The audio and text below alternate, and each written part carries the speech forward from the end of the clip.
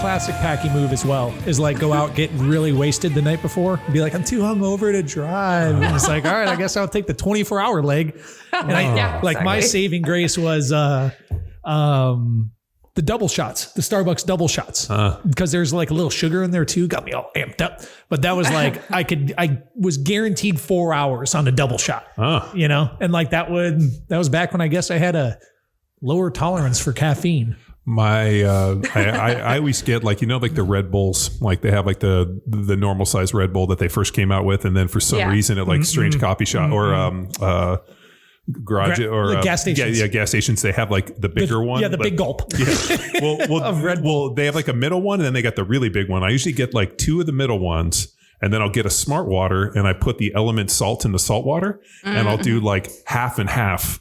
And and usually that like will keep me up, and I'll be fine just drinking. But it's always the sugar-free Red Bull. For some reason, the sugared Red Bull absolutely kills my stomach to where I'm driving. For some reason.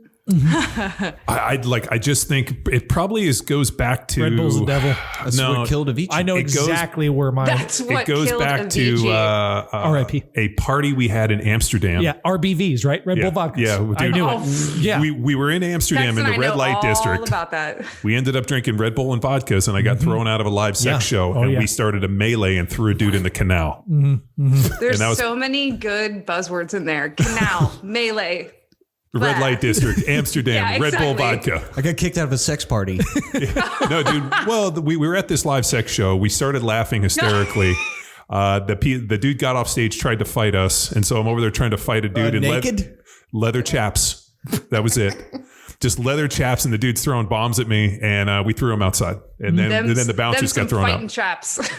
Yeah, I was like, well, dude, it's not my fault that you're hung like a cashew. I mean, come on. Okay, all right. I like that's why we were laughing. Red Bull vodka. But maybe it was just like so that's the thing with the Red Bulls too, is the size. Like, you know, when are you saying that Red Bull affects the penis size? No, I know. I'm about to make a different sort of metaphor, but like when you go to a gas station, you look at the Red Bull, like the biggest ones are they're indiscernible from the smallest one. Like usually in branding, they like either change the color a little bit or maybe change the logo a tiny bit, but they're indiscernible. So you could go in there and you're just like, I'm not really sure like which one is the one. Like what's the normal size? What's the normal size, right? And you're like, you're just caught in this like, yeah. So I can see how, you know. Because like typically when you buy your smaller bottle of vodka, it's the flask shape.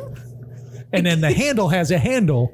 And then the 750 just looks like the normal one. Yeah. So then it's like you get your Red Bull. You don't know how big it is. You get a $1 bill for scale. And then long story short, you're blacked out on Red Bull vodkas. And you have a handful of Monopoly money. And you're like, what the hell happened? Yeah. You're like, what are all these receipts? And where's my credit card? Dude, And I only reserve drinking Red Bulls on road trips. So I won't ever. That rule. I'll never drink them.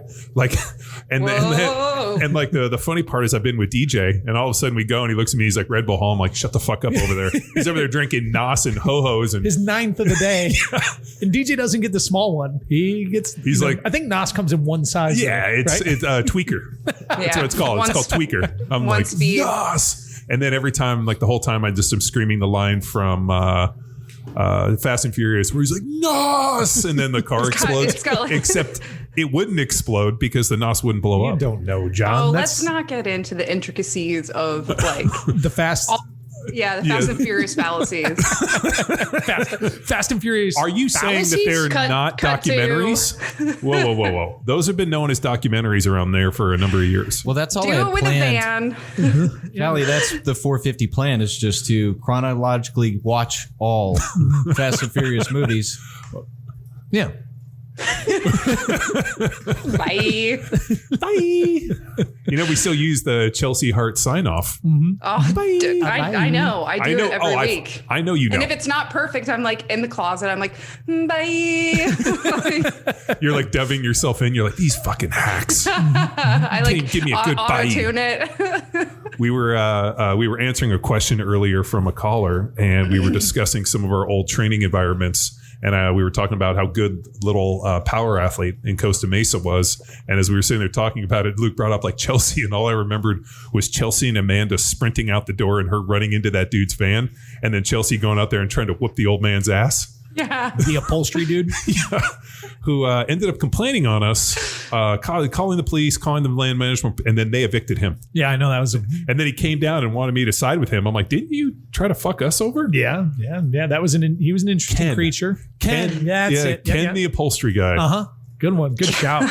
Almost as good as when we were all posted up working and that dude came in, remember, with the warm-ups and like the white beater and the gold chain and the blood on his face. Yeah, leather coat. Do I remember? I was like, I need to get into law enforcement.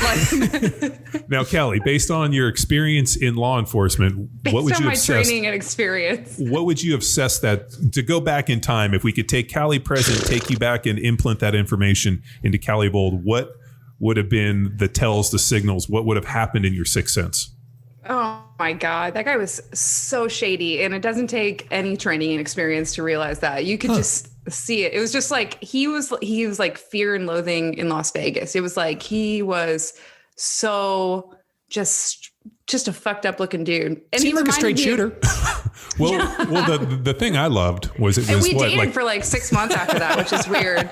It's so weird. I broke up with Tom over that driving, and then this guy was here. That's how I know. That's how I know how it was early. It was like 6 or 7 in the morning. Yeah. And first of all, time is an indicator of him coming in. You know, he just came from like Vegas or something like that. Well, he had a fresh black eye and like fresh blood on his face. Yeah. That's where I like, and all of a sudden Callie's like, and I like turned around. I was like, and like Pulp Fiction, the movie is about to start right now. Like it was so bizarre, but well, that's what the best part about living in Costa Mesa. Like we would see the dregs of society, the vampires, the Walking Dead that were just like, what is going on around here? You remember the lady who used to do hot laps?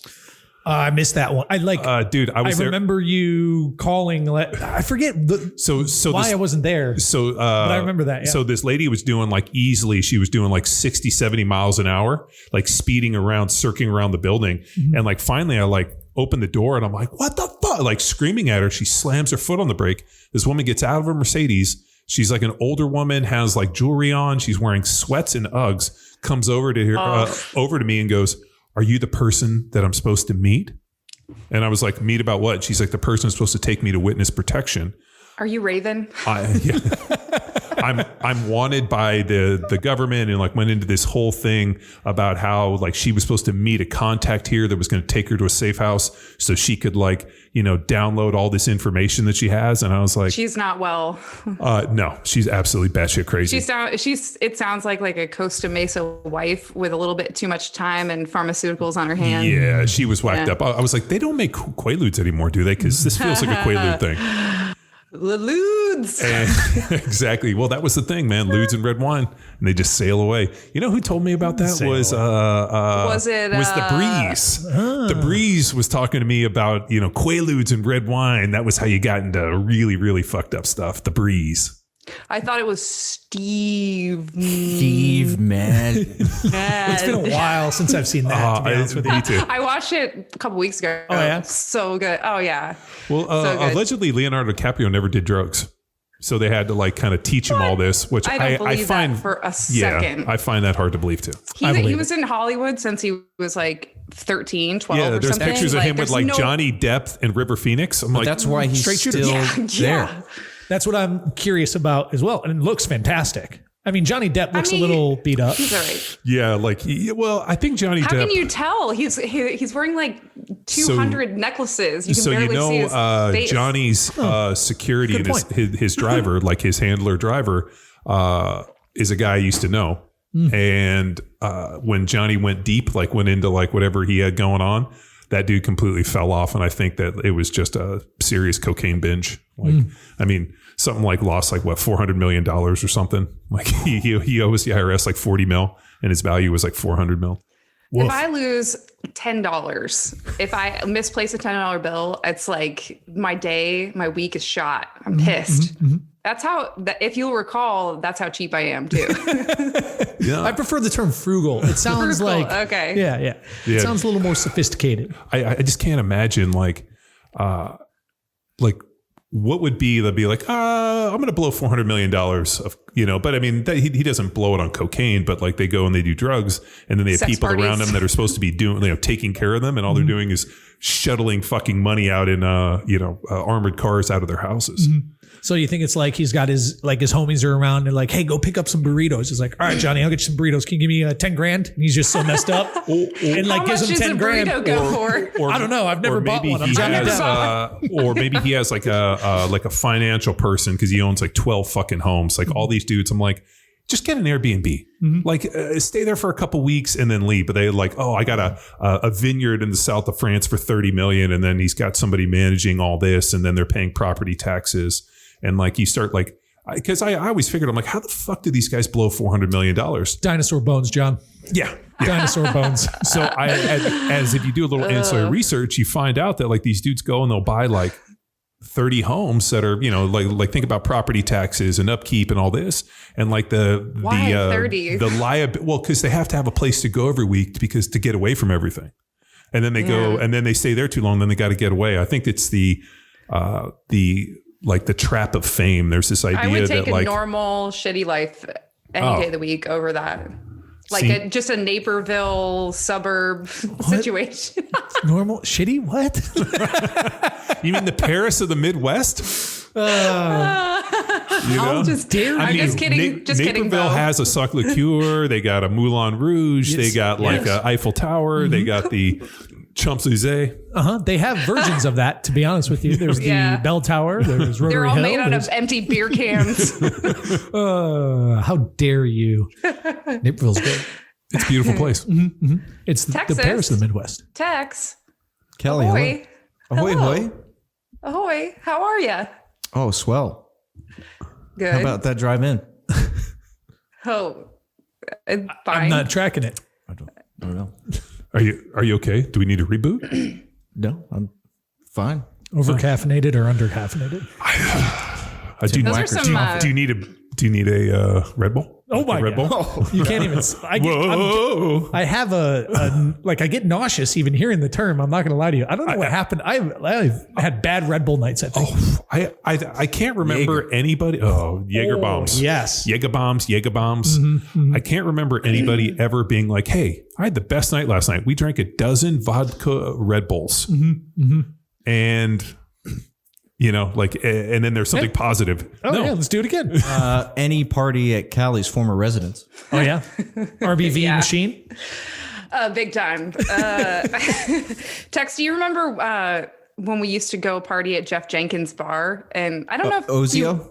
Ozio. And he always used to give us a bottle of champagne that was half champagne and he would fill it the rest with vodka. So it's half champagne, half vodka. Oh God. I have never been more hungover, but also had more fun in my entire life. Well, it kind of pays off then. I'm so sore from dancing. My body is so sore. That was the dawn of the party. And now you're a mom who is like, I'm so tired from waking up in the middle of the night.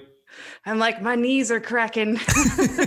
Oh man, we need more dancing. Dude, we are right in the middle of some weird sleep thing going on where like Killy comes down and tells us that she can't fall asleep. So then I got to get up and I went and I bought like these natural calm gummies and I'm like, give her one. I'm like, why don't we just sit here on the couch and then she'll fall asleep and then I go back to bed. And then about 4 a.m. my son will like come in and be like, what are you doing? I'm like, not getting up for another 2 hours. Why don't you just hang out a little bit? And dude, I'm not kidding you. These kids are like got together somehow and are forming this coalition on how they're going to break dad. And it's like 4 years in and I'm like, I'm so tired. Just leave me alone. Let me sleep. So I'm taking notes. They probably pick up on it. Like, you make passing comments like, oh, I just wish I had a better note to sleep last night. And they have like a whole, You hear that, guys? Here's how we get to dad. Sleep like is his Achilles heels. FBI set up with like strings like yarn. And like, Oh no. Well, I made I kind of made a tactical error. I think I decided that like the girls like to listen to music like on the radio and they like wanted to take pictures. So I had this idea and I was like, they make iPods. Did you know they still make iPods? So I got them iPods for Christmas because they can. I've thrown away one or two in my time. Right. So they got iPods which have cameras. You can get like Spotify and like download music, and like I'm not a big like iTunes music person, so but Kate is, so she like shares music with them so they can like take pictures. I deleted all the internet, but they like have some games on there that they're playing, and I think that the blue light or something with maybe like never being exposed to that, and now that they're playing on this little screen, I think it somehow is like messing up Kelly's sleep. So I'm like, let me see. I'm like, hey, let me see these things. And I just like put them in my safe. And I'm like, I'm going to do a test. You're not going to see them for 3 days. And if you sleep better, these things are going back. Well, it's stimulating. Yeah. It must be. Yeah. I'm a blue light. I'm a believer in the blue light messing with sleep and circadian stuff. So ever since I've like had curfew on devices, my sleep has been significantly better. For me personally, my personal. What time do you shut it all down? After dinner, 7:00. 7:00. So 7:00 is just like away. And then also have it programmed. So at least on Android, like you can have it go. I know Apple has night shift. Yeah. But then there's also something called, I'm not going to remember it, but it just turns the screen essentially black and white and literally blocks all apps except for alarm. So that'll be like double check the alarm or adjust the alarm. That's the only app that'll have, but it's in black and white screen. What the fuck is it called? So does blue light come from the TV too? So blue light comes off any device, anything? That's why people wear the yellows as well. So I got myself a pair of yellow lenses from a long time ago, actually. I think podcast gifted. Guy. No. Symposium guy. Yeah, Symposium guy. Yeah, Paragon. They're like, that's the brand on there, Paragon. But so I do the yellow lenses. Makes a difference to me. But I also acknowledge it may be placebo, and I'm fine with that. Does it matter? No, not to me. I don't think the placebo, like whenever people are like, oh, it's placebo, I'm like, well, did it work? Like if the power of the mind allows you to do something, I'm all for whatever gets you to it. And I guess I'm just qualifying that as like, no quote. If there is like somebody listening right now, I'm like, that's bullshit. There's research that, well, I don't care. Like, I don't care if the research says otherwise. Well, I've also come to the conclusion that when people start citing research, it's just them watching YouTube videos made by morons. You need to do your research, and like, dude, you watched 100 conspiracy theory videos on YouTube. That's not fucking research. Are you talking to yourself? No, I'm right here, John. Well, I'll talk to Luke and Tex, and then that's my conspiracy thing. I think I'll just leave the conspiracy stuff alone. Do I think that there's probably some layers of things that we, it's like something nefarious? I don't want to sound like a conspiracy theorist. I thought you were going to leave it alone. Yeah. No, I think in today's age, and maybe I haven't seen this, maybe the problem is because we always feel like the moment that we're in is the most dramatic. But like, I feel like the amount of conspiracy theories and whether or not they're theories or truths or whatever you believe, like, have reached a monumental high to the point where like every time you turn something on, it's something going on. So I'm pretty excited, actually. So are we talking about the lizard people? Dude, I hope so. Do you know what we're talking about? That there's a race of lizard people controlling the world that live shapeshifters? Underground? Yeah, they live underground. I saw that X-Files. No, this is a real theory of like lizard people that live underground that like dictate everything, and that all of our world leaders are really lizard people in disguise. Yeah, they said Hillary Clinton. She was one of the first people. Oh yeah, she's definitely a lizard person. Yeah, she's been here for thousands of years. For sure. Jeff Bezos, lizard guy. Just those two eyelids, like weird. Put it like this: they're cousins to the flat earthers. So like, if you believe in the flat earth, they're married cousins. Yeah, they're kissing cousins. So they're like, you got the flat earthers, you got the lizard people. I'm actually kind of interested to see what happens here in the next couple of days with the inauguration and all this deal going on, especially on the certification thing here on the December 6th. So I know this podcast is going to come, January 6th is going to come out later, but I'm actually pretty interested. I just had this as I was like kind of reading something about it, and certification. So they, the elected leaders, I think it's Congress, the Senate. I think it's Congress has to certify the electors, like the Electoral College comes out and this is all basically like all the steps that are going in place so that the, change over, a new president will come in. And so there's like, they're having a huge rally on January 6th, which should be here in a couple days. And I just imagine there's like thousands of people driving to DC for this, whatever it is, the protest, whatever happens. And like, I would imagine those people are probably going not for positive reasons. They're probably going to find the lizard people. So hang on, Callie, you've heard the lizard people conspiracy, correct? Yeah. Tex, answer the question. Are you aware of this conspiracy? Well, South Park has crab It's people. a yes, no. Yo, Tex. It's a yes, no. Your chance. South Park has crab people, so I'm assuming they're making fun of Well, this. You know what this means? Because they don't just... That he's a lizard person. Probably. That's what I'm getting at right now, John. It's a little suspicious, don't you think? It's look to your left, look to your right. One of those people is a lizard. So you guys person. saw the movie from the If 80s they're not, called They Live, you're right? right. So there was a movie from the 80s called They Live with Roddy Piper. Yes. Which is one of my favorite movies. My brothers and I favorite movie was this deal. And what he did is you put on these glasses and you can see through the shapeshifters as these aliens.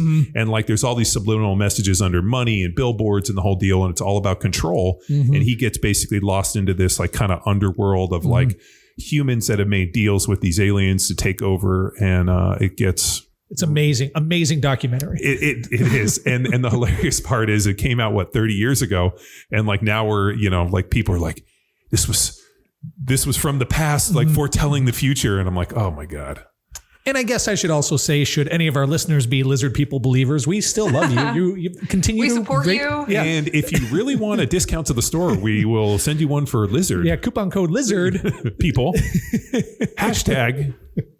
Oh man. King of, I keep going. Yeah. We're off the lizard people. So no more conspiracy talk. Yeah. No more conspiracies. No. But so what's the game plan here? Like obviously you're back in Tacoma, back in Washington. Yeah. So back in. you sent the baby to first day of daycare. Are you going back into into the shit. Yeah, back in the shit like in Nam? Yes and no. I mean, I'm going back to work. I will be, driving my comfortable car to a comfortable office location and working normal hours. So not really like doing what most patrol are doing right now, but I'll be there until probably May, and then back on the street, I think is the plan. So we're getting ready to implement a fitness program, and we got some feedback from a survey that the wellness unit just put out to the department. And the number one thing that patrol officers want to see implemented by the wellness unit in terms of services is a fitness program that's accessible. So I have been, I made a presentation and sort of a pitch for that last year. And so I think that the interim chief is picking it up. We'll find out this week, but I think his plan is to pick it up and try to launch it in February. So Lexi and I have been working really hard on that, just trying to get everything squared away and polished and looking really good, and hopefully usher the department into sort of a new era of I guess wellness, fitness, prioritizing and that kind of thing. And not in just the sense of like, hey, we are offering services at the gym or workouts, but also like getting stuff out there on like Instagram and YouTube, like not being afraid of using public platforms for our officers to access it, because that's how everyone accesses information now. Mm-hmm. So we're not going to do this like BS where we're emailing workouts or putting it on the SPD internal website. No, you need to be able to access it from anywhere at any time. And so that's kind of part of our, like, I guess, somewhat progressive. It's not progressive to anybody who's like, but it is like, why was there a desire to kind of keep it offline and like to not let what the public is seeing? Like, I mean, like, doesn't it humanize like the police officers in a way that like to see? And that's just it. And we've rolled into our program a lot of community activities too. So once the COVID restrictions lift, we hope to do a lot more. We've part of our approach is we just believe that like that the healthy mindset of officers is dependent on healthy interactions with the public too. So like getting out there and playing some sports, doing some things like that with our community. And we just because we're afraid of people trolling our YouTube or whatever, I think that's just, they've never done it. And so, what happens is other people end up writing your story for you. But if we don't take control of it and just say, hey, these are our priorities, this is what we're trying to do, and put it out there. There's always going to be people who troll, but that's no reason to avoid offering like the best possible service and, getting involved with the community more. So. Mm-hmm. And if you're going to go out and, ball with the community, you want to be in good enough shape to at least like dunk on them, right? You goddamn right. Yeah, you don't want to go out there looking all out of shape and winded by after 3 runs down the court. No way, dude. You got to be in good enough shape to. Are you talking to me specifically? You son of a bitch. Yeah, you. Hey, she just had a baby. Why are we putting society pressure on her? I hate that. Come on, she just had a baby. It's 6 months ago, Callie. Jesus. Yeah, tighten up already. Callie's already 10 weeks into 22 Jack Street again. She's like, I'm eating salary today. What are you getting tomorrow? More salary. Or celery, sorry. Celery. I'll take both, to be honest with you. Salary. Yeah, so that's kind of what's going on with me, and just excited to get back and tackle some of this new stuff that just happens to be, part of the stuff that we do through Power Athlete has influenced a lot, obviously, of what I've been trying to pitch. So there's a legacy for me there. So sweet. Well, you can effectively talk about it, and as an agent for it, I think it's good. I mean, we work with a ton of law enforcement and military and different groups, so it ports over pretty good in terms of like what are we looking to accomplish and what's the best way to accomplish this, and not waste a shit ton of time. Which I feel like when we look at a lot of these programs. Mm-hmm. Well, I mean, but anytime I ever look at any of these hold the blue line, fitness programs or any of this stuff, I'm like, dude, this is so not needed. Like it's way too much. Like, I mean, at the end of the day, like the simplest, best approach is usually the one that can be executed to the highest degree. And at the end of the day, like compliance and consistency becomes your greatest metrics, whether or not you can do something one time, but how long you can do it over the course of time. Okay, I'm going to cross off the name of our program called Hold the Blue Line. Oh man, like it's like, God, like it just. Yeah. But what's going on with you guys? How's life in Tejas? Oh, fantastic. The weather now is I was waiting for it. 55 so visibility.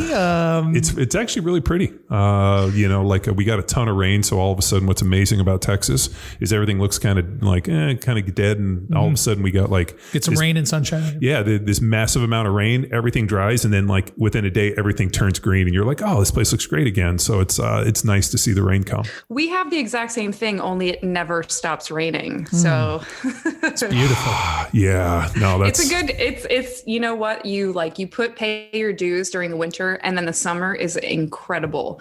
Like just great weather, so nice, and it maybe rains once or twice in the summer, so it's pretty awesome. Nice. What are the winter daylight out? Like when does sunrise in Seattle during winter? Yeah. Is it it's sunrise around noon, sunset around 1:30? Oh, it's like that, right? Or no? No, it's not too bad. Yeah, I think the thing is it's cloudy, so it's hard to kind of tell when the sun's coming out. But it was really dark when I took Josie to daycare. It was probably 7:15 or something like that. Mm-hmm. And it was like pitch black. And I think the sun will go down for sure around 4. So it's short days. But the other side of that is during the summer, crazy long daylight, which is awesome. Like if you're out hanging out all day. It sucks if you worked nights like I did and you were trying to just get some shut eye during the day. It's brutal, but yeah. It's going to suck when you have kids or when Josie's a little bit older, because all of a sudden you're going to send her to bed at 7:30, 8 o'clock and it's going to be fucking bright out. Like daylight. Yeah. That happened to us this summer. I'm fighting these kids to go to bed and they're like, the sun's still out. I'm like, go to bed. Yeah. Haven't you read 42 Things? Go to sleep with the sun. Yeah, no, they're like, God dang it. No, but it's, the long summer days are a trip. And then what's even more funny is because now it's still dark until I think sun doesn't rise here till 7:30.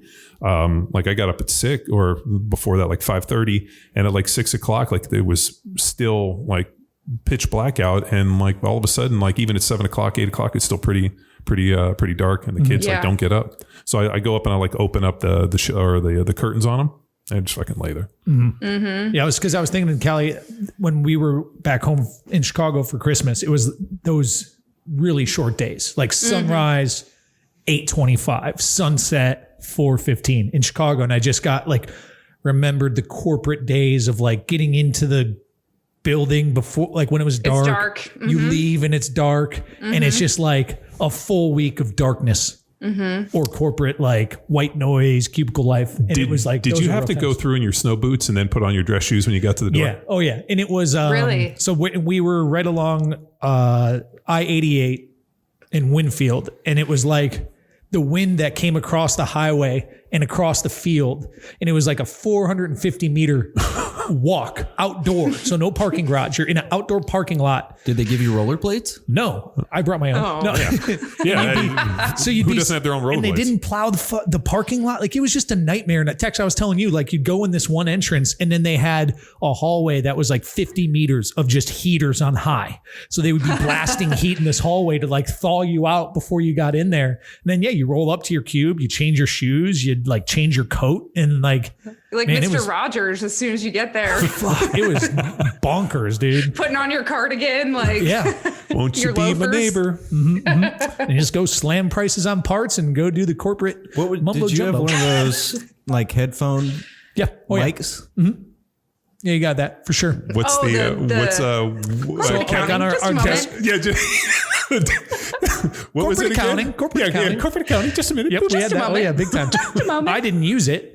Everyone would wear that shit. And I'm like, hell no. I just did the old Oh, you a fashioned. Bluetooth guy? No, it. You're like, no, let me man. talk at you. Let me Dude. talk at you. My favorite was when we at Old Balboa when Callie would answer the phone, and they'd be like, "Is John there?" Callie would be like, "Yep, speaking." Yeah. Yeah. The funniest part was Yeah, it's John. it was Train Heroic that was calling us, I trying know. and we were just totally fucking with him. And like finally we ran into him at the Texas high school coaches. They've been like, "We've been calling the gym trying to get a hold of know. you, but this chick who's claiming to be you just keeps telling me to go fuck off." And I'm I like, know. I'm like, these jabronis will not quit. And then like cut to many years later, they're We're like, like, you know, multi-million dollar company. And we're like, oh, so sorry. I'm very sorry. you're like, those Train Heroic guys, I fucking hung up on them numerous times. Hacks. Yeah. Yeah, just on the phone. Like I imagine like Brad Pitt in Fight Club, just like eating food at a payphone. Like Yeah. I never answered my phone. Yeah, never answer my phone. Oh, I star never answered 69. I star 69 you. What did you guys do for New Year's Eve? Oh, actually, Luke, I got a few texts from you, so I know what you did. Yeah, we had a small little gathering with McQuilkin and his lady friend came by with the Austins. And Nice. we hung out there at our place, watched some YouTube videos. Some the boozy trip- booch? Yeah, some boozy kombucha. Ooh. I'm so jealous. That looks so fun. Yeah, it was a good time. We did High Five, which is like a place that has bowling and video games. So we go at like 4 or 5, and we got to bowl, which was pretty fun. I didn't realize until we were about like 2 frames in on the bowling that shit was serious because my wife starts talking shit to me. She's like, oh, like all of a sudden she like, comes out and I'm like, I haven't bowled in a long time. I was bowling left-handed. Obviously because I was like, I'm going to baby my shoulder. So I kind of like threw like the first one, I think I picked off like, 3 pins. And then she all of a sudden comes out and just fucking starts striking. And she's like, and starts talking shit. And I was like, oh my God. So I went over, I went and checked the ball and I'm like, I'm going to bowl right-handed.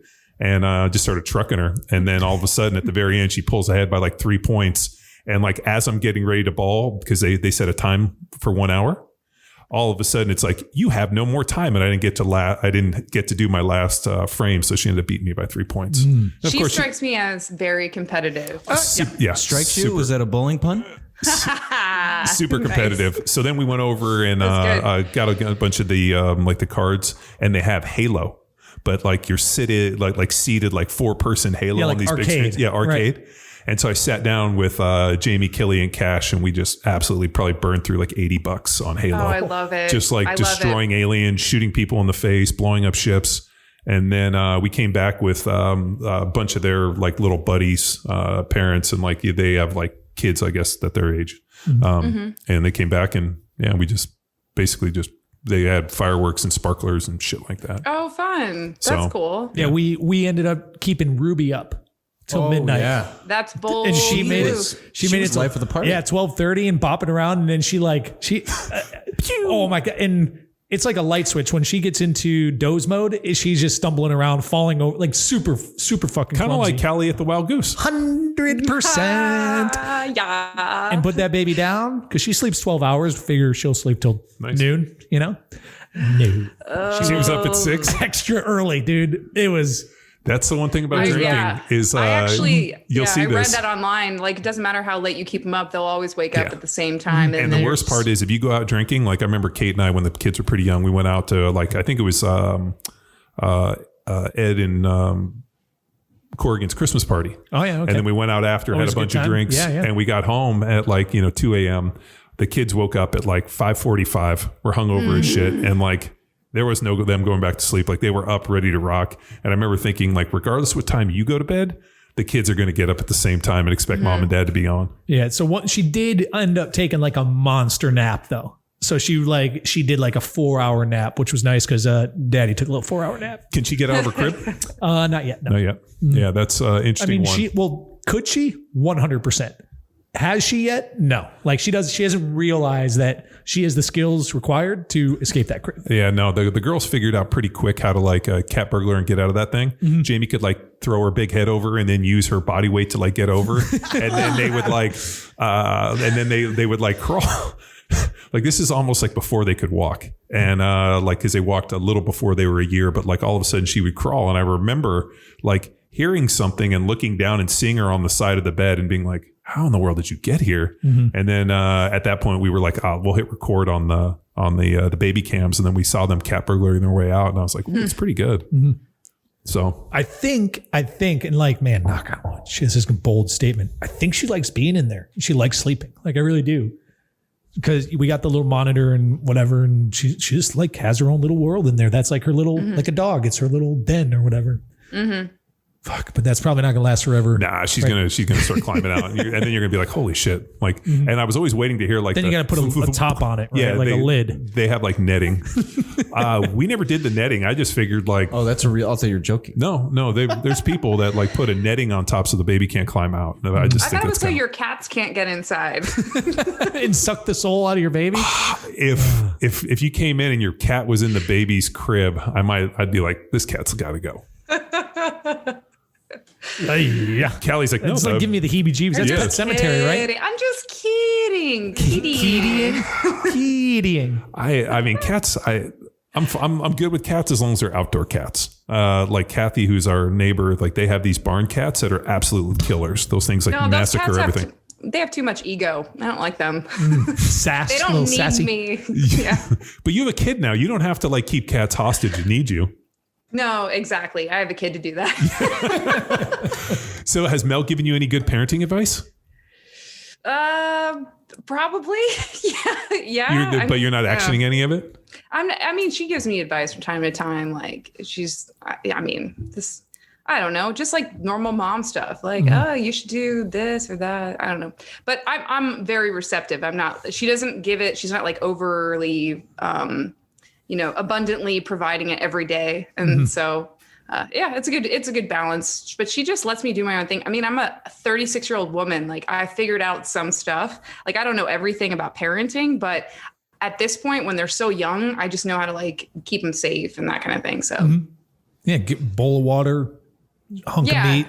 Right? Keep them engaged, and it's getting a little more interesting because she's just like able to do a lot more stuff. So you want to keep stimulating and keep like developing and stuff. But anyway, we don't need to talk about kid stuff. It's just all right. It's fun. Is it? Yeah, it's fantastic, man. Like I feel bad for anybody who listens. Like I don't have a kid. Talk to me about sets and reps. Banging weights. So what's your training look like? They've probably caught on that we no longer talk about sets and reps. Well, we've talked about sets and reps ad nauseum in the last 400 plus episodes. Yeah. Yeah. But I mean, people never get to, and the other thing we got to remember is that there's people, and this trips me out, man. Like there was a dude that's like, I just found you guys yesterday. And like one of the comments, and I was like, really, you just found us? He's like, yeah. And how he found us was even more random. And so I always have to remember there's new people that are first hearing the term power athlete, first hearing about us and coming in. Yeah. Hundreds every week. I just had a random run in. I coach lacrosse, and there was a Lake Travis coach. So we had met and shook hands before a game this summer. I forget, one of the games that we played them.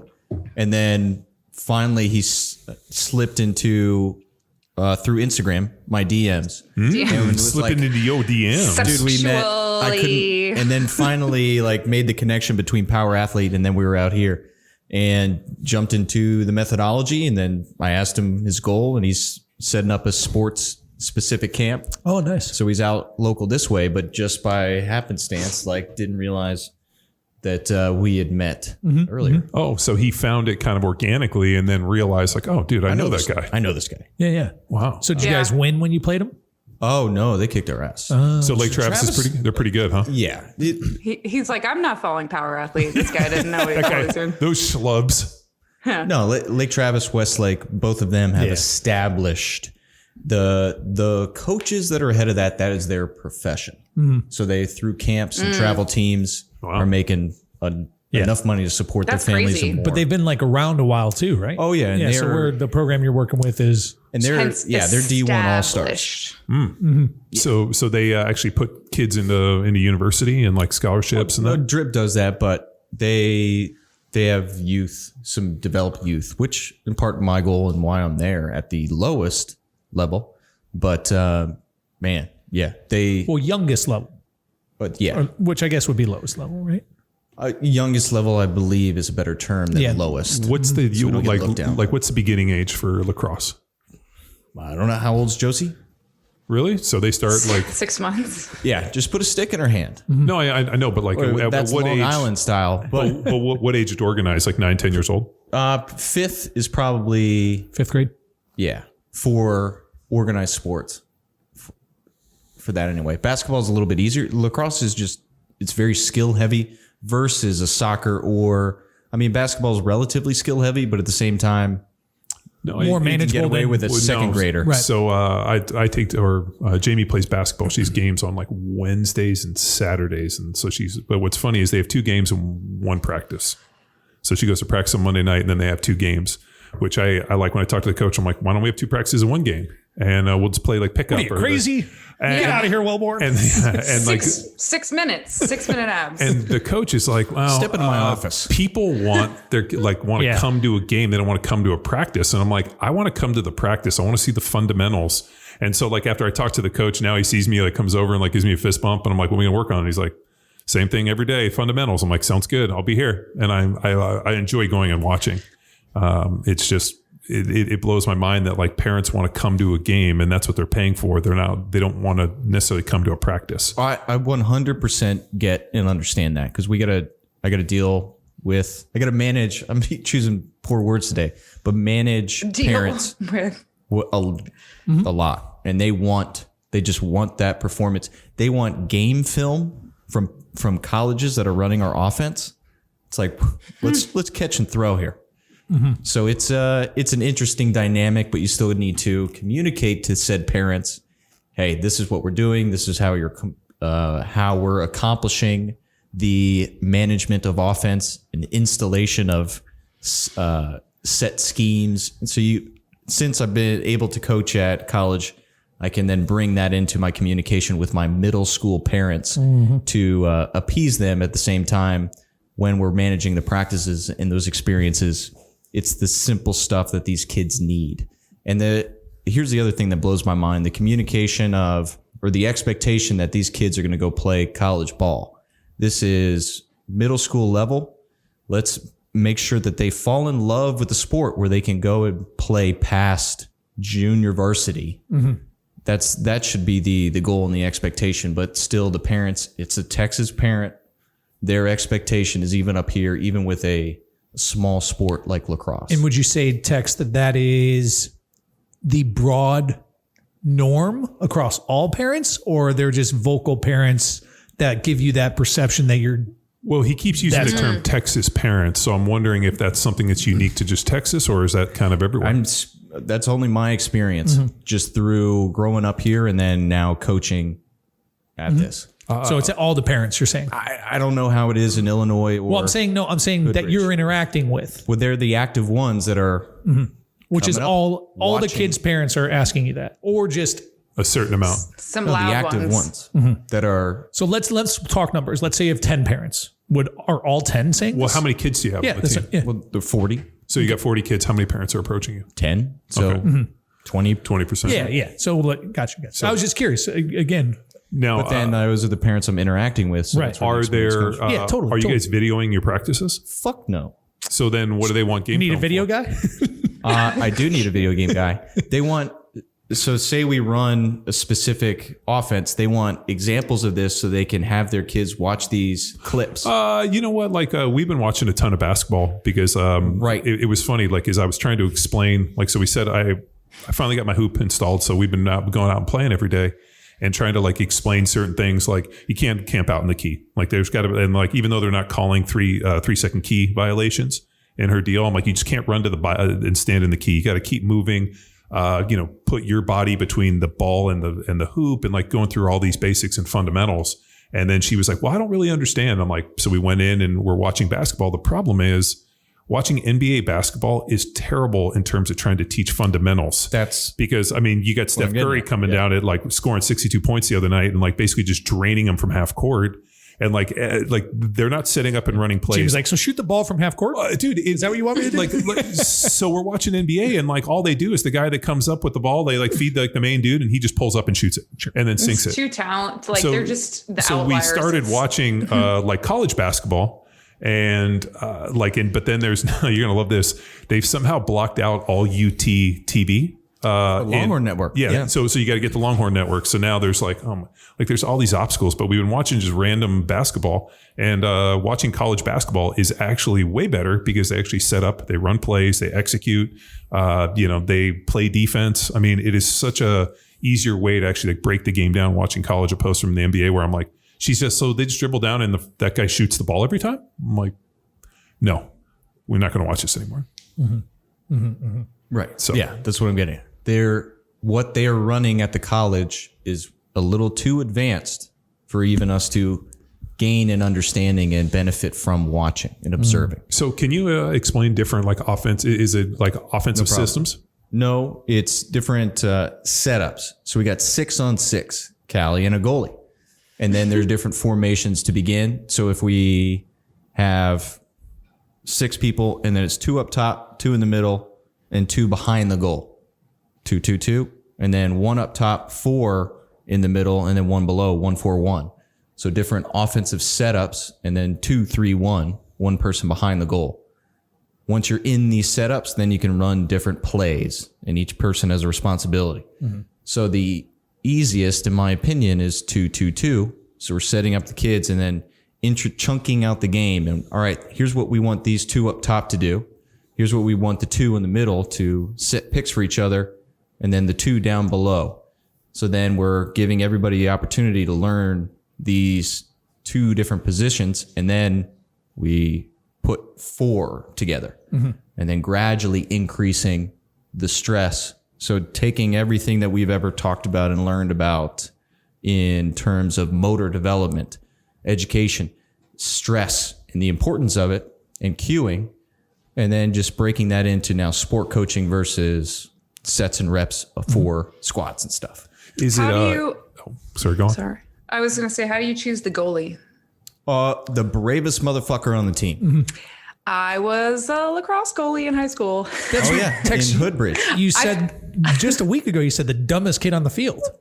No, it's about framing. I was hoping you were going to say something really cool. You're just like, oh, just the fattest person we had. Like, No, and Tex did not say that. The fattest person we had, that's the mistake that my team started when we began lacrosse way Just back put the when. big dude in the I should say We didn't know overweight. what the fuck we were doing. You We didn't just have a watch coach. Mighty Ducks. It's the closest thing. Let's see what did Emilio Estevez do? win. Is it similar to basketball where you guys are actually like running pick and rolls and plays, and you guys are playing zone man to man, and then trying to basically. Oh, defense is completely different. So I coach the defense, but now when we're doing our sessions again, parents, they pay for offense. So we're just giving them what the parents pay for on the side. The little side hustle we got going is all offense. And then whoever wants to play defense at this level, I'll take them and turn them into an all-star. So it's not like basketball where you play offense and defense the same. there are positions that you play both. So where I mentioned it's 6-on-6, there are 3 guys that can cross the field, cross the midline, but then 3 need to stay back. And then there's 3 guys hanging out next to the opposite goal on your team. So you have 3 midfielders, and there are 3 people close to the goal that are called attackmen, like in soccer, and then 3 close defense that are hanging out on the other side with your goalie. So you have like dedicated offense, dedicated defense, and then you have guys that play both. Correct. So like nobody wants to play defense midfield. So the people that cross. So, I told Jamie in basketball, when we started, I just started with defensive fundamentals on like, here's how you bend your knees and this is how you slide and keep, and I taught her how to play defense, and she goes and all the other kids shoot, but yet she starts every game. And so she's like, I'm not a very good shooter, but the coach keeps starting me. And so she asked him, and he's like, well, you're the only person that actually plays defense. And he's like, we need people to play defense. So he's like, I'm going to start and play you the whole game. And he even came over and he's like, she's really our best defensive player. He's like, I don't need people to shoot. I need somebody that's going to hustle, and she'll run the court and actually wants to play defense because she doesn't want anybody to score on her. So Jamie's like a little Dennis Rodman. Don't say that. No, not at all. Worm. Not at all. That Not Jamie the Worm. Not in the Wellborn. social aspect. I'm saying on the court. He was a prolific defender. I liked Rodman when he was a Piston. Yeah. For the fact that the dude was just like, I don't care if I score any points. Nobody's going to score on me, and I want to get all the rebounds. So I just I'm not saying Dennis Rodman, the civilian. No. I've had Get your ass kicked for that. I've had many run-ins with that fucking guy. One of my favorite was, as you guys know, stole his bike on the peninsula. That was I hilarious. saw him at Cappy's. He was sitting in the booth behind me when I had Leah was in town, and we were having breakfast, and he rolled up with his wife or girlfriend and 2 kids. Carmen Electra? He's not. He wasn't married to Carmen Electra. No. Oh no, And no. He was married. He was married, but he doesn't have kids with Carmen Electra. Oh. He was wearing a mesh tank top and sunglasses indoors. She was? He was. Good question, though. You never know, man. Yeah. The peninsula, they could have been wearing matching outfits for all we know. Yeah. He's such a douchebag. But I do like the fact that he goes and parties with Kim Jong-un. And he stopped World War III. We owe him. He's a big celebrity in North Korea. Okay. Which is like physically, stature-wise? Yeah. Well, I mean, I don't know how you get any bigger than that. Yeah. Is he a lizard person? Oh, yeah, for sure. Which one? Dude. They all, yeah. I would suspect anyone that wears sunglasses inside because they're covering up their... Anyone? It's a blue light thing. What about people that just... What about people that just pop out one lens? Mm-hmm. Oh, those are humans for sure. For sure, humans. Just normies. Those are special. That's special breed. When Cali enters party mode, all of a sudden one glass lens just pops out. So for our listeners, you can't see Cali just all of a sudden she just puts them on. Head bopping and fist pumping.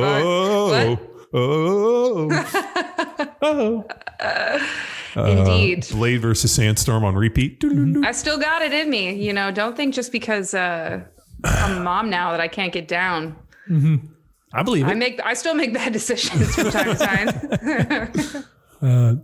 Just champagne and vodka. Oh God, damn! I can't even imagine the hangover from champagne and vodka.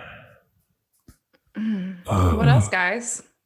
Nothing. I mean, a lot. Well, yeah, a lot. I mean, this is actually going to be Luke's final maybe not the final podcast, but the final podcast in person with Power Athlete Radio. We might get him to call in on occasion just to kind of keep us up to date, but he is accepted a job up in Dallas and is leaving the nest and moving up to Dallas to, fight some new battles and that's right, and go on and take on some new enemies. It's a bittersweet era, I guess, coming to an end. 450 episodes. That's right. It's not an end. It's just the beginning of something else. Yeah. I mean, Callie went to Seattle. Luke's going to Dallas. Yeah. And, And look at me. I'm still in it just for the free apparel. So. Yeah. There you go.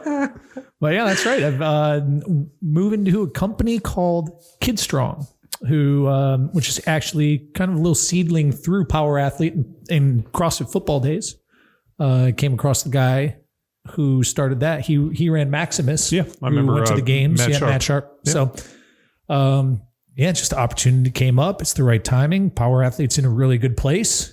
And I figure, man, 10 years, a long time, big guy, right? I know, dude. So it's crazy. I was, I mean, it'll be, 9 years. It would be 10 this October. So yeah, I mean, it's a long time. Did you, so I'm curious if you took like a special interest in like a kid side of things because you ended up becoming a father. Did it sort of like pique 100%. Your interest? I figured. Like I became obsessed, like in those little, I think I even talked about it on the podcast, like you're watching this thing wiggle and you're realizing like all these little wiggles are stacking and layering into what is eventually going to be primal movement patterns, and like you just, those formative years, and talk about creating impact. There's a lot of research about how much impact and influence you can have on a kiddo in those first 7 years of life, and it's just like, man, I'm really, really impassioned with that concept right now. And it was a major point in making a very hard decision to try something new. So what do they do over there? It's a private childhood development academy. So what? Yeah. So it's brain. They essentially have 40-minute classes that are focused on brain, physical, and character development. Do they accept adults? The tricky thing is as I'm going to be involved in the team that's writing the programming, and as franchise model right now, they have 12 locations. They're trying to scale up to hundreds, but they want to be running the same classes at the same time with the same goals, ran with the same language, the same coaching. So that's the challenge, is like scaling this, but the curriculum in and of itself, while it's to develop the kids, it's really focused on educating the parents. So like we talked about a Pixar, Monsters Inc.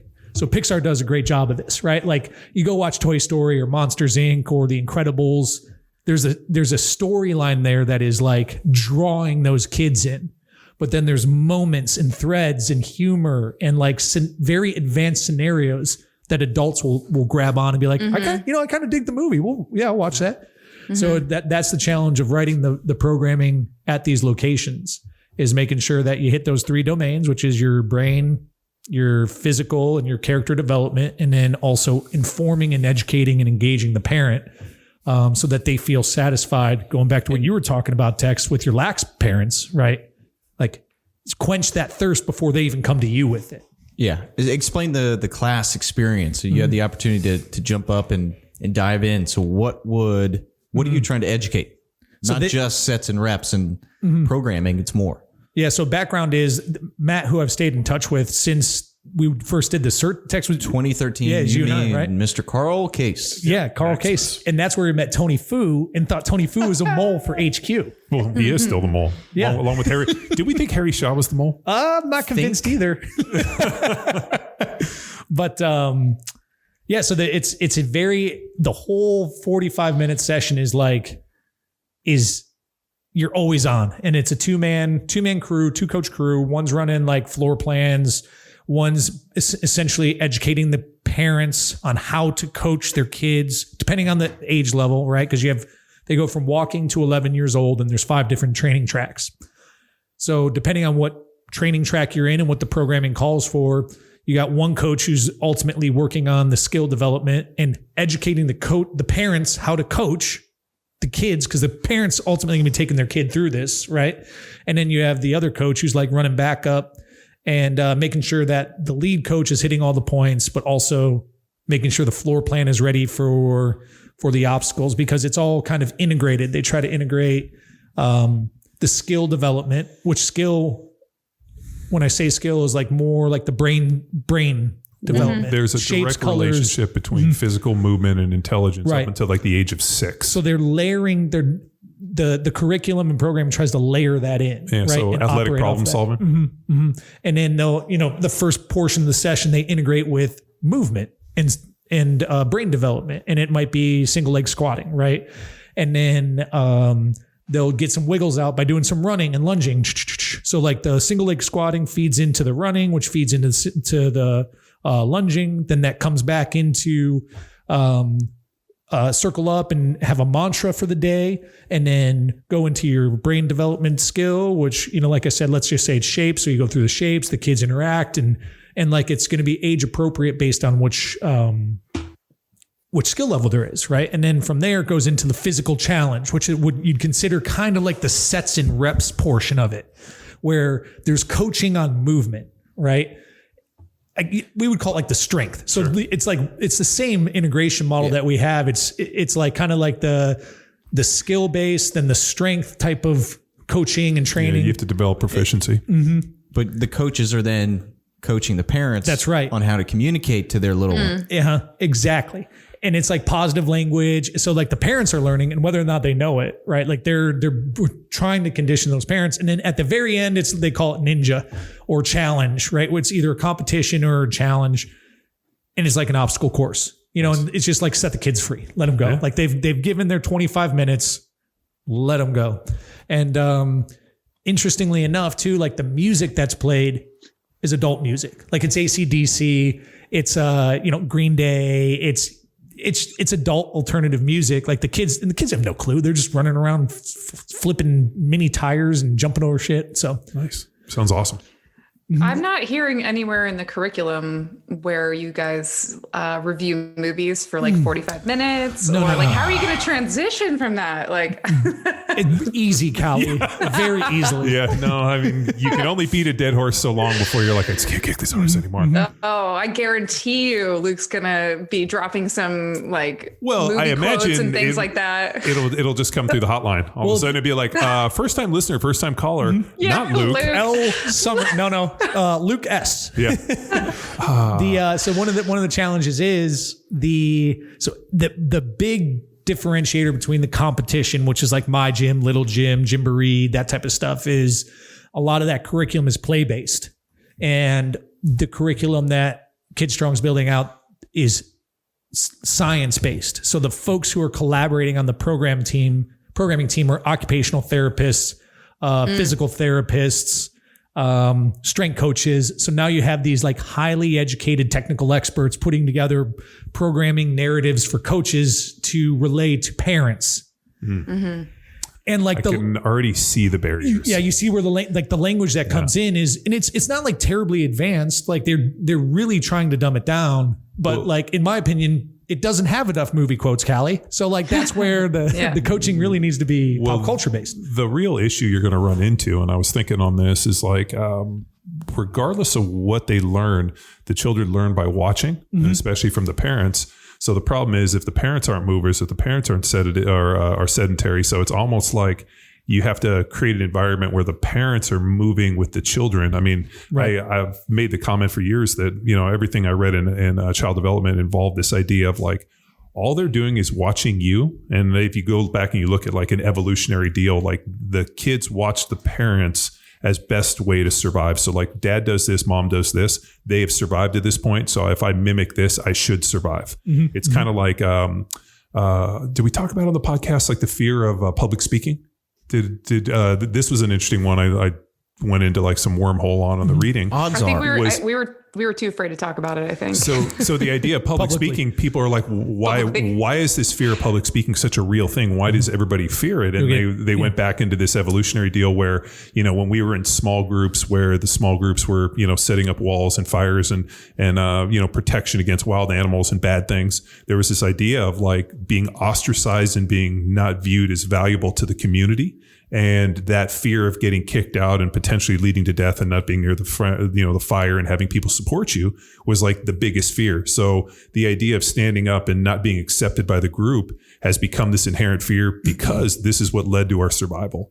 And they went back. Now, whether or not you believe that or not, if it's far-fetched, I don't know. But I thought that was a pretty interesting understanding of why this has become a universal fear for most people. And they found the fear of public speaking not being something that like somebody mentioned once. They found it in like different environments that had never touched, like here's people that were isolated. This was this. I mean, but there was this universal fear that people had. Mm-hmm. I think there's probably a lot of truth to it, but I think it's probably just as basic as people fear things they don't have a lot of experience doing. Right. That's just it. Like whether it's over the course of, thousands of years or in your, immediate lifespan.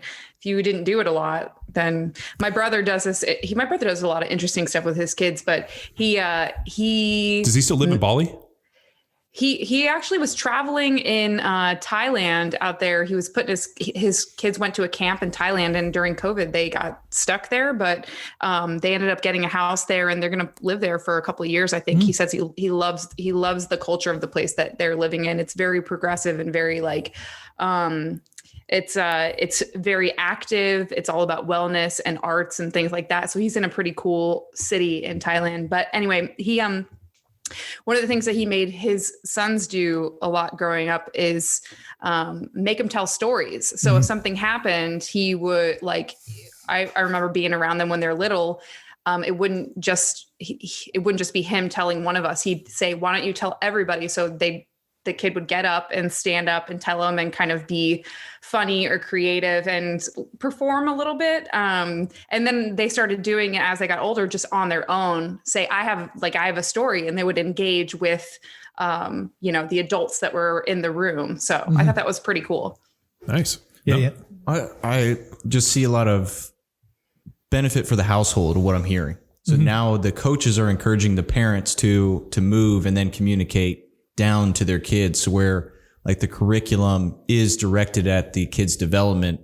I mean, what is so much potential and unlocked is creating a healthy communication within the household. For sure. Well, we kind of always, or at least what we've always kind of figured is if we could influence the parent, and I think of, Professor Booty, finding the program, building a gym, having his kids train, other kids come over and kind of influencing that next generation through learning. And this is actually a really interesting model. And it's like, here's this research. We're going to influence the kids by educating the parents.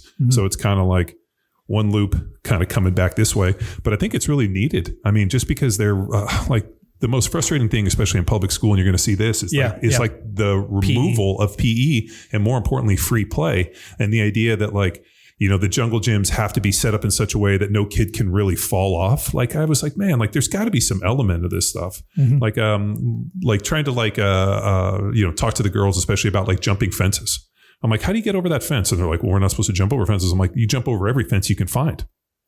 In high school, running from the cops. Yeah. I was like, how do you think you get good at jumping fences? You got to have somebody bad chasing you. So no offense, Kelly. So I had a patented fence jump.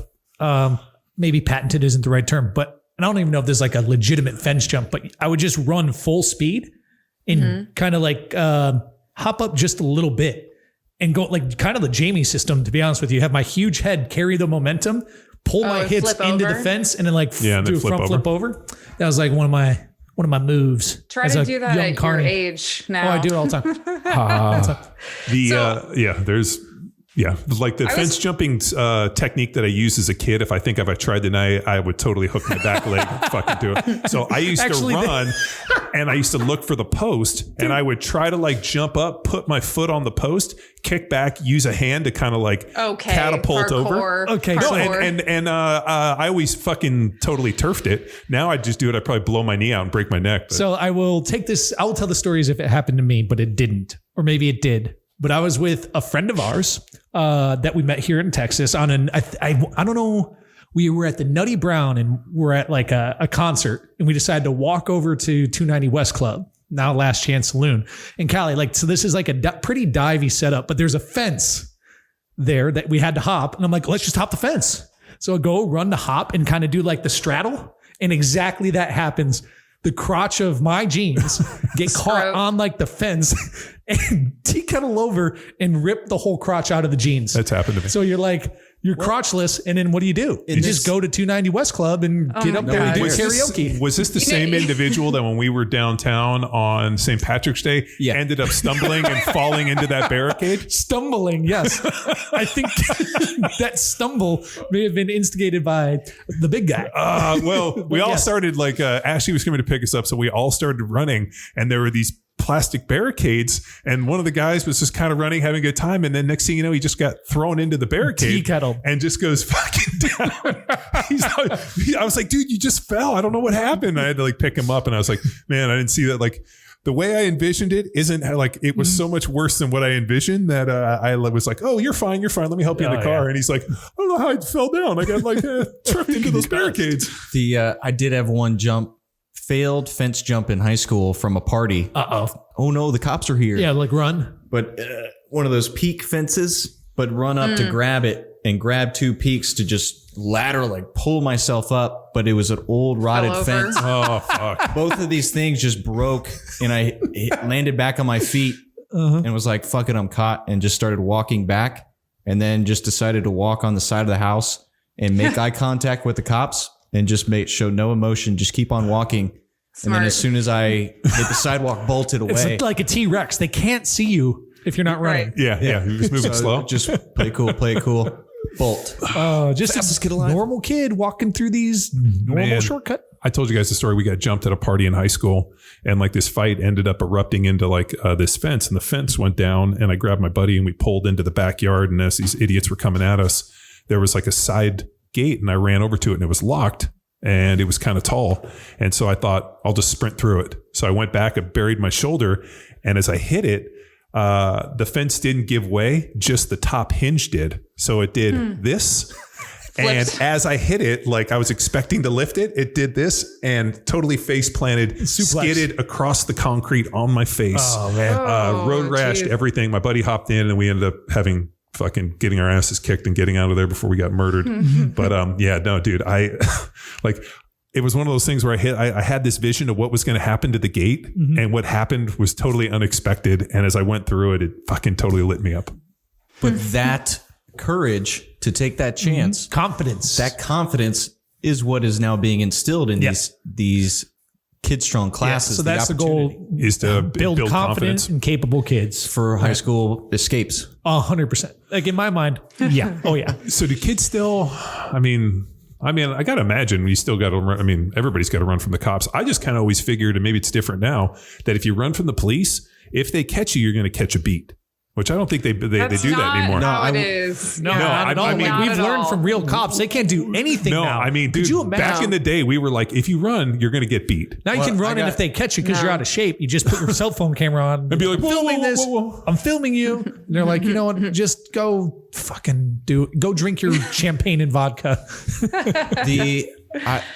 More high People school don't- cop yeah. stories. But I got lucky and we didn't catch a beat. We had, this was stupid, but field parties were big because it was in Katy and like people had land. Yeah. And so instead of houses, you drive out to somebody's land. Is just Katie set really up- developed now? Now it is. Mine wasn't necessarily so.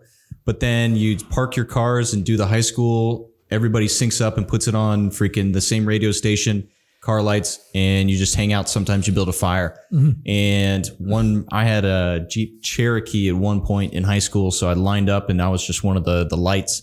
And then the cops came, so bolted, and then finally realized running like, fuck, my car's there. Classic Tex move. Yeah. So turn around. And you go back and the cops are just waiting by your car. Yeah, they're all waiting there. And I had a lacrosse teammate that he was another truck. And then like the cops made us call our parents. His showed up and I pretended to call my mom and just like, oh no, she didn't pick up. And then my buddy's dad was like, don't worry, sir. I know his parents. I'll drop them off. We'll make sure that they like pay for this. Like we'll tell their coach. And then he drops me off. He's like, I'm not telling your coach. Don't tell your parents to show up to practice. Yes, sir. Don't do it again. As he should. That's how parents should deal with that stuff. Like, I think there's After 100 push-ups nowadays. I think that there's a better use of the police other than rousting kids for hanging out in the middle of nowhere. Technically, we're on private property. Well, if you're on private property and you guys are drinking and minors, there's a whole bunch of liability issues. So when I first started working, I had more of like a residential area, and there was a park there, and adjacent to the park, speaking of like field party type things, and adjacent to that park was like a really nice cemetery? Is that cemetery with gravestones and What else would it be? I don't know. Crypt? Tons and tons. Underground motel? But there was it was a really nice cemetery and like a pretty affluent area around there. So they called because they could hear, like, I guess kids were throwing parties and they'd be like drinking in the cemetery and that kind of thing. I'm like, okay. So I get dispatched to this call out there.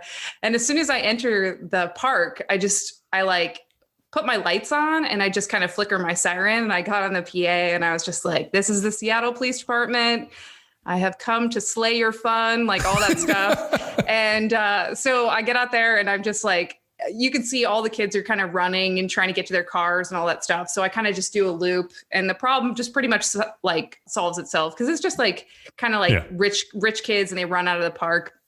And so the dispatcher is like, I don't know, whatever, just calls me on radio to check in. And I was like, yeah, everything's good here. This place is dead.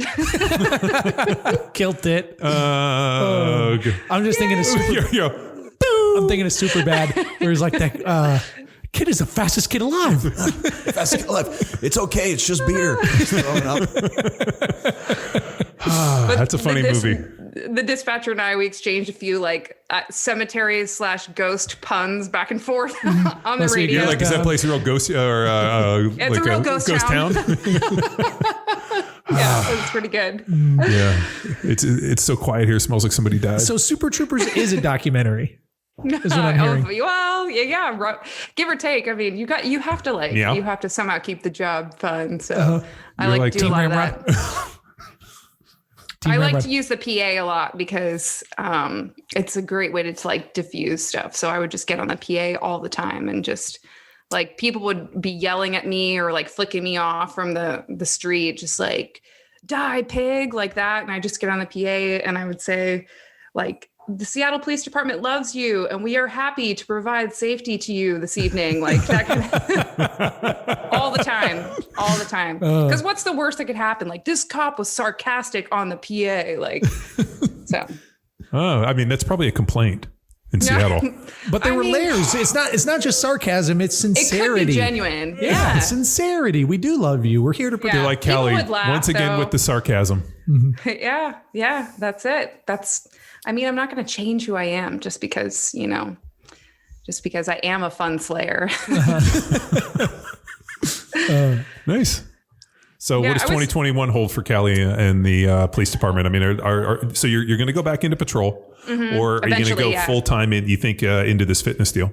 Yeah, full time into the fitness deal starting now and then probably transition back because I know everyone tells me that, be glad you're not on the street, but there is a part of you that really, really misses it. It is so much fun and it's so interesting and fascinating. And I'm not ready to give up that part of my experience yet. So there's just so much more I want to learn and do. And so I do hope to get back to that hopefully in May. May is when Tom gets back from his training. So he'll be able to assist with the child stuff. So right now it's going to be, 2021 is all about just surviving, trying to figure out how to get a routine going where, I can manage both. So yeah, but that's it. Just normal domestic shit. Like, get back on like a good training program. I trained a lot during my pregnancy and then after, but none of it was following a program. It was all just like basically do 2 strength days a week and then gradually start working like running twice a week. So it would be like a sprint day and then maybe like a 1.5 miles for time. So no rowing to Coldplay in the middle of the night? No, that I'm happy to say that I think I'm past that point. I've worked through a lot of my issues. And so I'm not rowing to Coldplay in the pitch black of CrossFit Balboa. You're like going, you're like, why are the lights off? And who's listening to Coldplay? And who's in the corner facing the corner? Yeah, I was like, so now she's rowing to Adele, which, it's a step up. As it is. With the wellness initiative that you and Lexi pieced together, was it more than sets and reps? Was mental health and well-being a part of that? Absolutely. Yeah. It's a huge part of it. So we've found a way to incorporate those things without calling them like mental health, obviously. So like our whole, like if you look at like a weekly program or something, the cool down is actually like, it's kind of cop lingo-y, but it's like a debrief. And it's essentially like where, there might be 3 minutes of like controlled breathing followed by like visualization of like a call that was especially challenging for you or like certain things like that. And so, there is a focus, like a skill and tactical focus to it, but it's also, I think the byproduct of that is just feeling some semblance of control of your mental health and getting to a place that's a little bit more centered. And it's, strategically kind of placed at the end of the workout to start to bring your heart rate down and understand how to regulate like that adrenaline. And so there's that element to it. And then it's very closely intertwined. It's just part of the fabric of the wellness unit. Our physical stuff is part of that fabric because those things you really can't isolate them. If your physical health is, somewhat dialed in, you can start to tackle, like that's my theory is like, then you can actually start to tackle the mental side. I really don't think that if your physical health is shit, you can actually have like, somewhat healthy mental health, if that makes sense. I think. So wait a minute. So you're saying that the physical and the mental health go hand in hand? That's so revolutionary. Not just hand in hand. One precedes the other. I think. At least that's been my experience. I just don't see how someone can get to a point where they're able to deal with the challenges of the job in terms of how it affects you in a mindset way without taking care of your body first. And it's not like, it's the hand in hand, but I think the body thing has to come because physiologically, that's going to be your in terms of your body's priority. It's going to be like physical health, then mental health, right? Like, that's how your body's going to allocate energy and things like that. So I hope that we do some good things, and I'm looking forward to it. And I know that police culture is something that is such a hard thing to change. And there's a lot of, curmudgeon-y people sometimes. Everyone's got an opinion. Everyone feels like they're owed something. Nothing's ever good enough.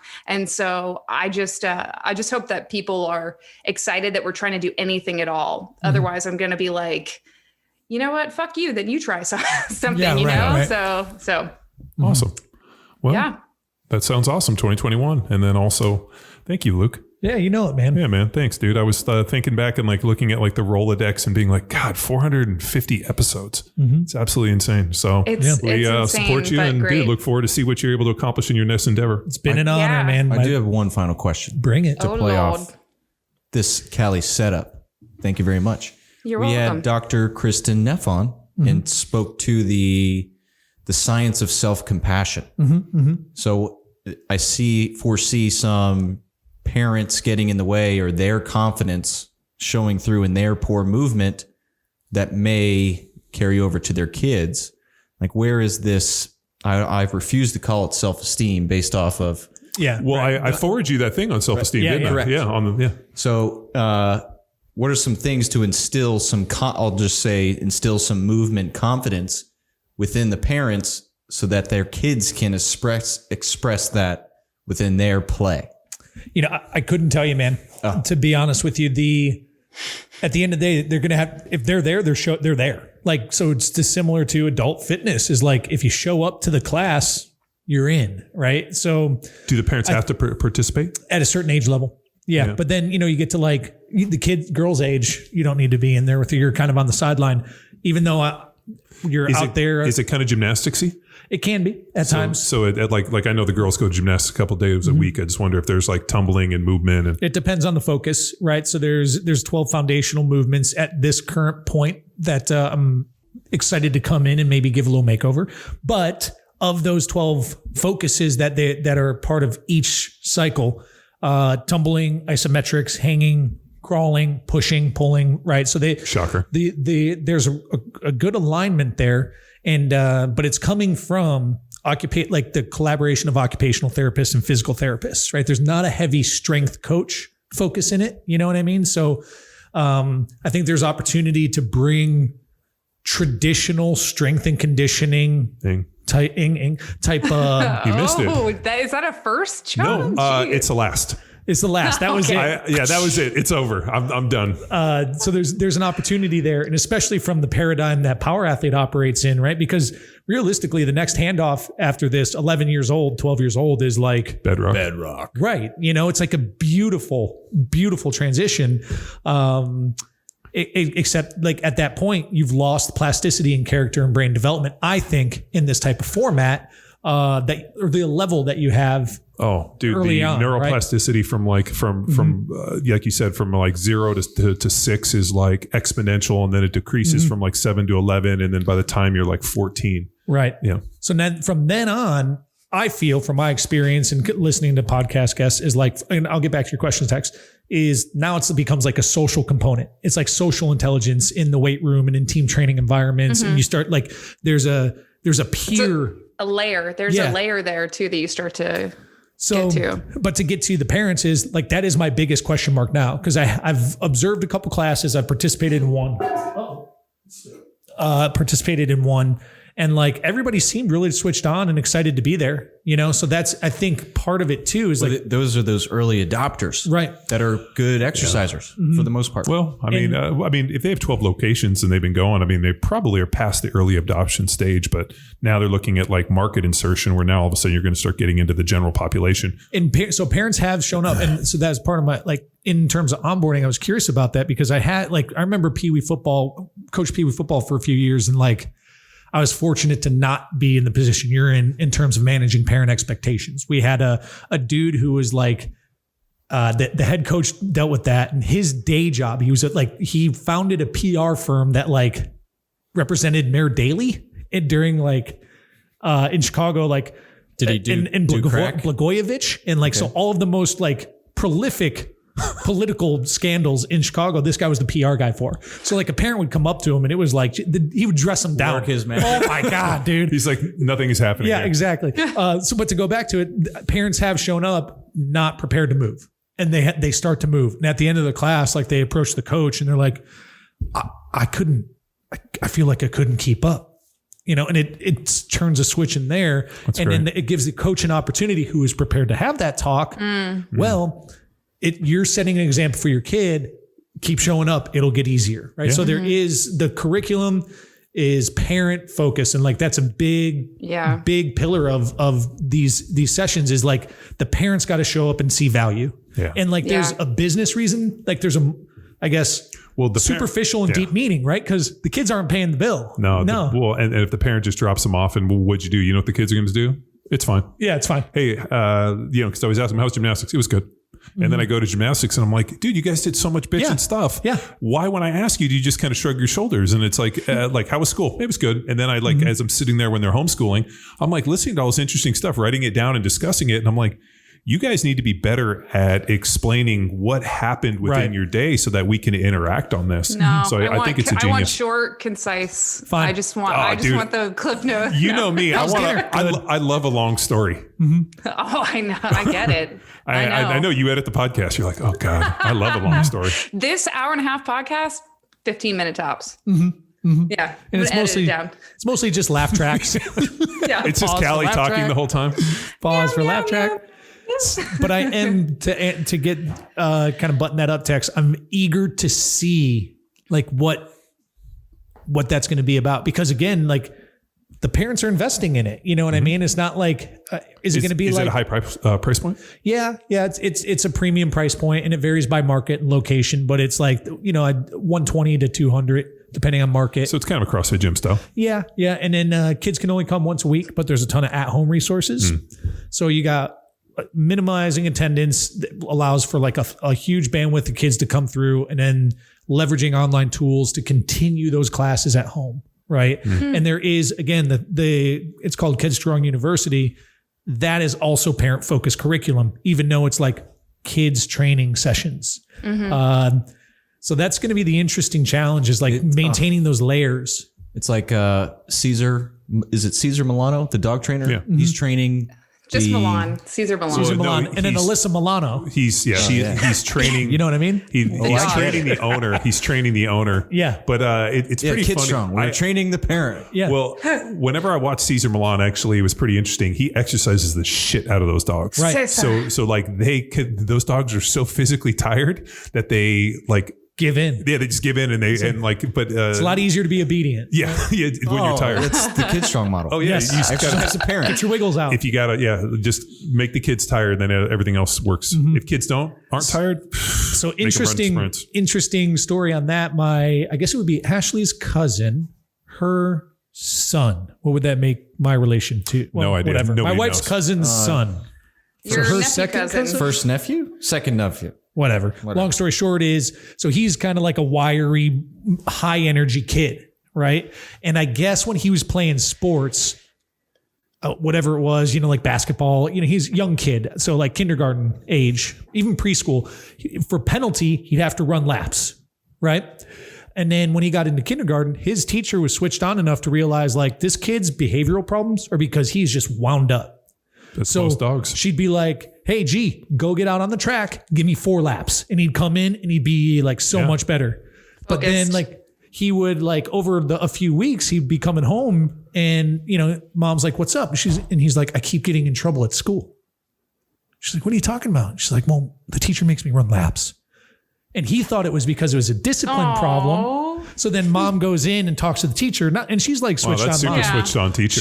She's a switched on mom too. So she's like, something's not added. Like, what's the deal? And she's like, oh, well, he's just got so much energy. She's like, yeah, he does. Like mom knows. And she's like, and if I can just wind him around the track a couple times, he's so much better in class. But it was just a miscommunication because the kid didn't have the wherewithal to be like, why am I running? And not that he should have, but like, and then once he learned that, it's like, oh, now he just loves running around track. So like if he starts to misbehave, they're like, hey, 2 laps, let's go. And he's like, okay. And he just, dials it down a little bit. So nice. I don't know how we got on that. Alyssa Milano. Well, Caesar Milan. Oh yeah. Cesar. You know what? Like I was gonna I got an extra kid bike, so I have 2 if anybody needs one. But ironically, one of them has training wheels and one doesn't. And so Cashie's been riding his balance bike, and then finally, so my brother sent me a picture, and Cash's cousin, who's a little bit younger than him, was like, oh, this is his first time. He's got this big helmet and everything. And I showed it to Cashie, and he was like, huh. So he went outside. He's like riding his bike, like with no training wheels, just riding around circles. Yeah, he was like totally was riding on his balance bike and was like, oh, wait a minute, I could do this too. And he got on it, and I like took a video, and he's like riding around fine, no problem. I sent it to my brother, and I'm like, because they literally all through quarantine had been working on trying to get rid of the training wheels. And so like he was having all these problems, and there was like this big thing, and like my family gets all these videos and everybody's giving thumbs up. And then what does Cassie like looks at it, is like, oh, goes outside and totally rides the bike. I'm like, this is, so like what I have a feeling that, the exposure to things like the balance bike and the movement and gymnastics and all this other thing allow them to like pick up new talents very quickly and see other kids do it as well. And then the minute they see other kids. So like now I had 2 bikes, one with training wheels, one without. And I was like, I guess we got to get rid of the training wheels bike. So now with Kids Strong, what kind of obstacles they got? Because Carl Case and I walked into the first ever Kids Strong at CrossFit Maximus in 2017.